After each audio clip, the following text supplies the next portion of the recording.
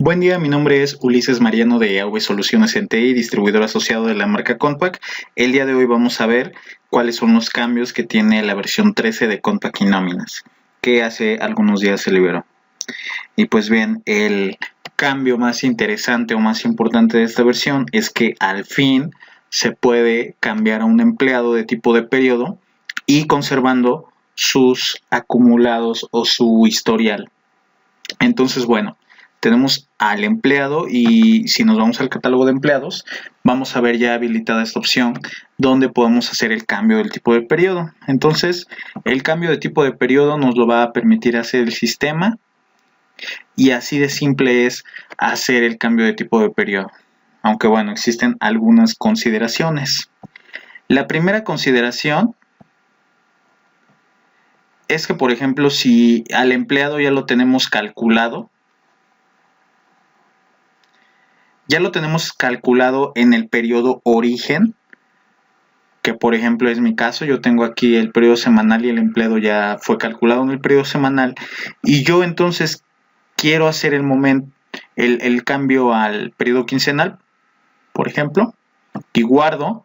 La advertencia que siempre te va a hacer el sistema cuando quieras cambiar a un empleado de tipo de periodo es que los movimientos que no hayan sido autorizados van a ser eliminados. Es decir, para no crear hay conflictos en temas de base de datos, el sistema lo que hace es borrar los movimientos del empleado para el periodo origen, siempre y cuando sus movimientos no hayan sido autorizados. ¿Qué es este caso? Yo calculé al empleado en el periodo vigente, pero este no está autorizado porque yo ya no lo quiero conservar. Entonces, esa sería una consideración, que el sistema, entonces, como pueden ver ahorita, ya me elimina la prenómina.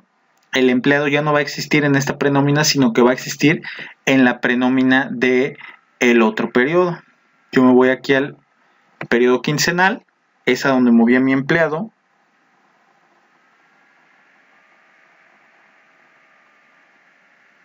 Y bueno, yo aquí si selecciono la prenómina, ya entonces tiene que aparecer. Entonces esa va a ser una consideración que por lo regular siempre va a ser. Ya tenemos preautorizado o calculado nuestro periodo y aún así queremos mover al empleado. El sistema ahí lo que hace es borrar de el periodo origen los movimientos que haya tenido el empleado. Este movimiento lo podemos hacer n cantidad de veces durante el periodo. Por ejemplo, ahorita yo ya regresé al empleado al periodo semanal y lo que hice en este caso fue agregarle una tarjeta de vacaciones. Es muy importante que para hacer un cambio de tipo de periodo el empleado no tenga incidencias de días y horas en el periodo vigente o en el periodo futuro. Yo aquí le estoy capturando una tarjeta de vacaciones que abarca de este periodo y termina hasta el siguiente periodo, en este caso periodo semanal. Ahora entonces, si me voy al catálogo de empleados y quiero hacer exactamente el mismo movimiento, aquí me va a lanzar esta advertencia del sistema: que no tenga ninguna incidencia en el periodo vigente o futuro, y entonces ya puedo hacer el cambio. Entonces, prácticamente, para que el sistema nos permita hacer el cambio del tipo de periodo, tendríamos que eliminar esas incidencias de días y horas, y bueno, si se puede, capturarlas en el otro tipo de periodo, en el periodo de destino, que sería, por ejemplo, ahorita quincenal. Entonces, esa es una consideración que se debe de tener. Ahorita voy a hacer el cálculo y voy a borrar el movimiento de vacaciones que yo había hecho, mi tarjeta de vacaciones, para que entonces vayamos con el siguiente ejemplo. Otra cosa que hay que considerar cuando queremos cambiar un empleado tipo de periodo es sus tarjetas. Si es que tiene capturada tarjetas de Infonavit, con qué concepto o qué tipo de crédito tiene. Si se trata de un crédito con importe fijo, pues no va a haber ningún detalle. Pero si se trata de un crédito que utiliza porcentaje o factor de descuento, entonces ahí sí nos puede llegar a variar. Entonces hay que considerar eso a la hora de hacer el cambio de tipo de periodo. También con la situación de los movimientos permanentes hay que tener exactamente la misma consideración, ya que pueden llegar a variar. Aquí he hecho entonces el cambio de tipo de periodo de nueva cuenta. Me voy a meter al sobre recibo solo para ver que aquí el empleado sigue conservando sus acumulados. Aquí está el empleado conservando sus acumulados, y si yo me regresara al otro tipo de periodo, que es semanal, y abro un recibo de un periodo anterior, de un periodo que se haya timbrado antes del cambio o autorizado antes del cambio, ahí va a seguir estando el trabajador, conservando también sus acumulados. Entonces, este es el cambio que va a tener el sistema. También, bueno, vamos a ver cómo los reportes también consideran el cambio de tipo de periodo. Si yo ejecuto, por ejemplo, lista de raya forma tabular con el periodo semanal,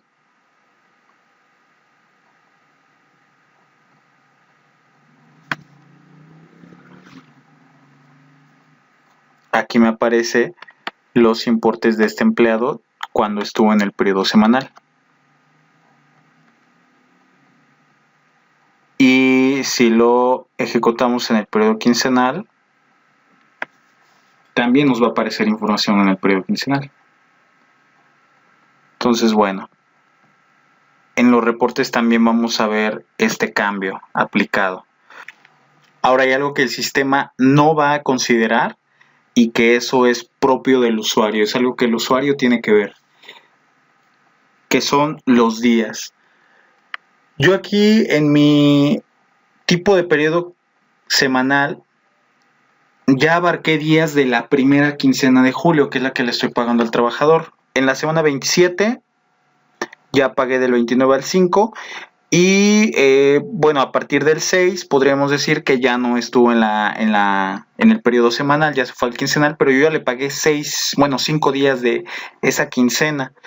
Y eso es algo que el sistema no va a saber interpretar. Si yo hago el cambio de periodo, el sistema de nueva cuenta le paga los 15 días al empleado. Yo voy a ir aquí al sobre recibo ya en el periodo quincenal.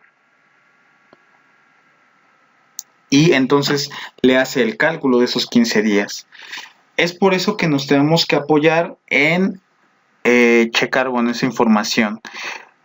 Anteriormente, si nosotros modificábamos este dato que es el valor de los días, el sistema nos volvía a rebotar los días de pago, los días que teníamos configurados como días de pago. Si nosotros queríamos pagarle, por ejemplo, 10 días, que es lo que ahorita le correspondería, el sistema nos rebotaba los 15 días y teníamos que modificar el tipo de periodo en los días de pago y bueno, ahí tener que hacer muchos ajustes. Ahora no, ahora si yo le pongo 10 días de pago, el sistema entonces ya me hace el cálculo del sueldo que corresponde a los 10 días e incluso en el XML me va a poner que fueron 10 los días de pago en esta quincena.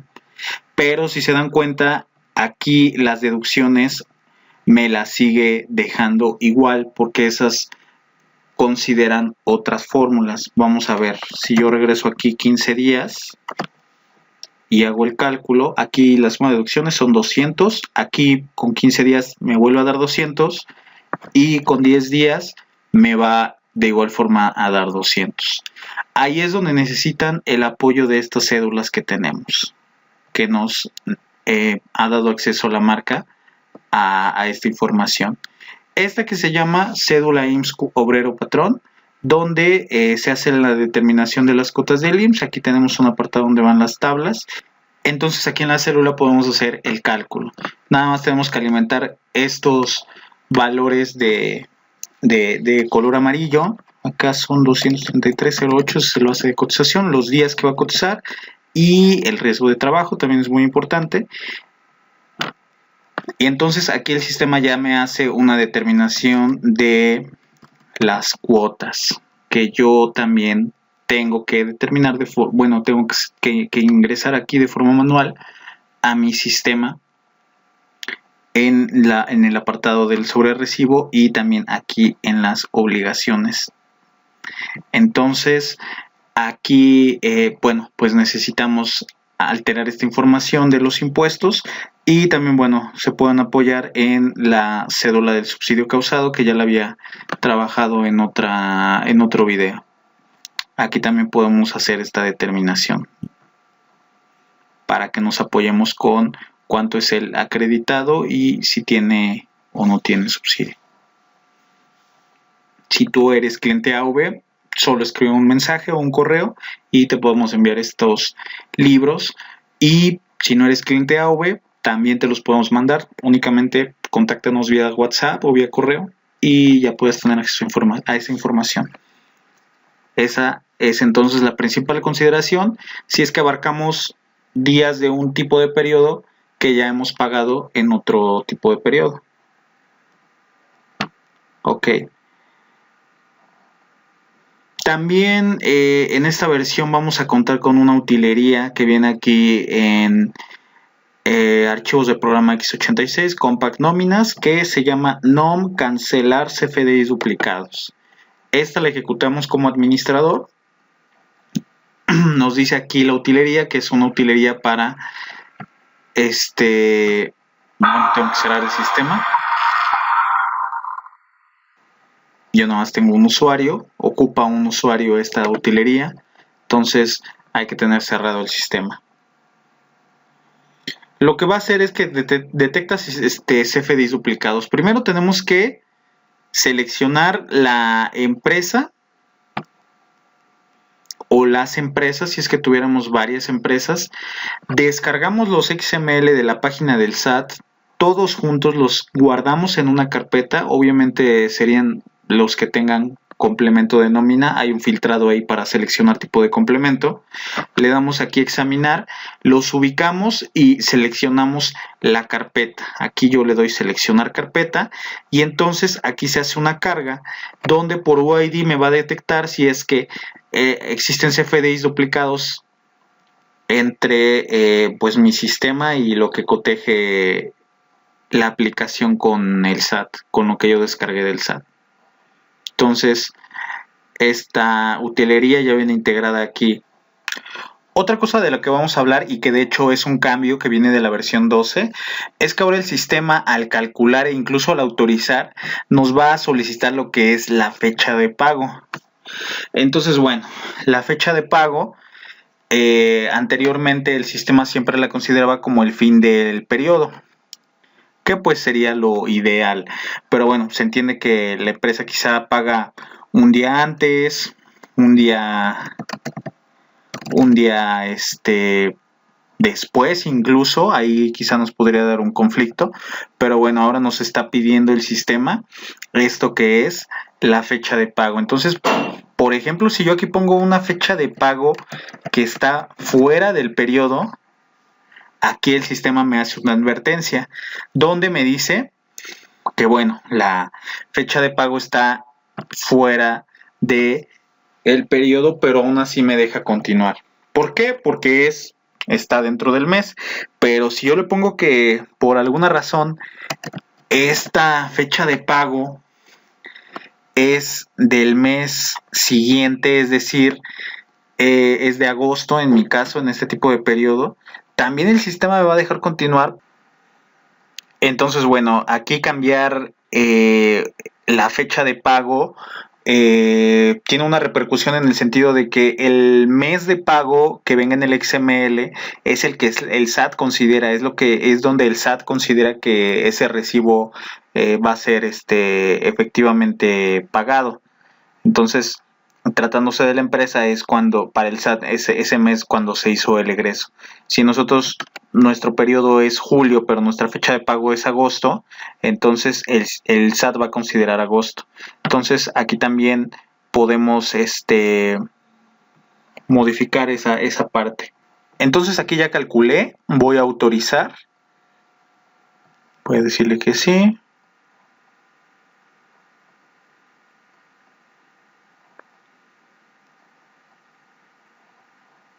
Aquí me voy a saltar el respaldo, ustedes nunca lo hagan. Y cada que autoricemos también nos va a pedir el sistema que modifiquemos o ingresemos una fecha de pago, la que sea o la que nosotros conozcamos, que de preferencia tiene que ser la del periodo vigente, que en mi caso es el 29, y la del periodo futuro, es decir, el que sigue. Entonces yo aquí, por ejemplo, le voy a poner estas fechas. Aquí le voy a regresar la fecha que tenía para que no me ande ya molestando el sistema. Y aquí yo también puedo ver el mes en el que para el SAT, a través del timbrado del XML, me va a mostrar. Entonces aquí le voy a dar a aceptar. Y cuando yo calcule, puedo cambiar este valor las veces que yo quiera durante el periodo vigente. Incluso cuando ya esté autorizado, lo que viene por default aquí en el sistema es que no me permite modificar la fecha de pago. Pero yo sí puedo modificar la fecha de pago. Si yo me voy a la configuración de mi empresa, aquí en la opción catálogo, tengo la pestaña recibo electrónico. Aquí hay un check que dice permitir cambiar la fecha de pago. Por default viene deshabilitado, pero al habilitarlo ya nos podemos permitir modificar esa fecha, que pues no sería lo ideal, pero sí lo permite aquí el sistema. Aquí no tengo certificados en este tipo de periodo, pero bueno, sí. Otra cuestión tiene que ver con, pues bueno, el ajuste mensual de ISR. Es una opción nueva relativamente que lo que nos dice es cuando al empleado se le retuvo de menos ISR al que le correspondía según las tablas mensuales. Me voy a pasar un momento aquí a la cédula del subsidio. Tengo el siguiente escenario donde yo le pagué al empleado esta cantidad y durante el mes en los FDIs el total fue de esta cantidad, 1501.22, pero resulta que según la tabla mensual, este es el ISR que yo le tuve que haber retenido, entonces me está haciendo falta retenerle esta cantidad del empleado. Entonces ese escenario, al menos en la versión 12.3.1 todavía no se consideraba, y de hecho en la versión 12.5.1 que se liberó tampoco está considerada, pero ya se puede habilitar. Si yo me voy aquí a las tablas de ISR vigentes, voy a tener un apartado que dice, cuando al final del mes tenga retención de ISR menor a la que correspondía a retener ISR faltante, aquí ya tengo la opción de que sí o puedo deshabilitarla.